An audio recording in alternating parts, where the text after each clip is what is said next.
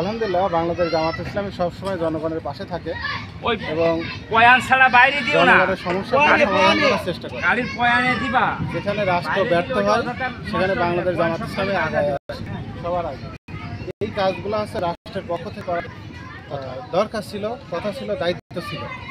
6 লক্ষ কোটি টাকার যে বাজেট, এই বাজেটের যদি সুষম বন্টন হয়, এলাকার সকল রাস্তাঘাট পাকা হয়ে একদম সিঙ্গাপুরের মতো পরিবেশ তৈরি হওয়ার কথা।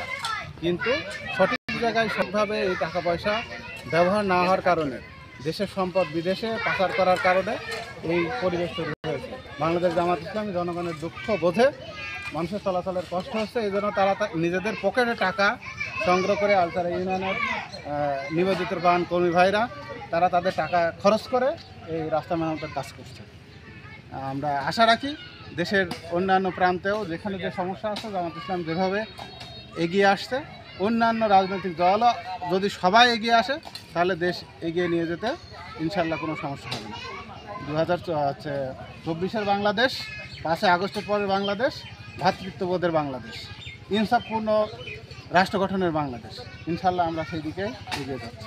সরকার যদি জামাত গঠন করতে পারে তাহলে বাংলাদেশ জামাত ইসলামী যদি সরকার গঠন করে তাহলে এরা শাসক হবে না, সেবক হবে।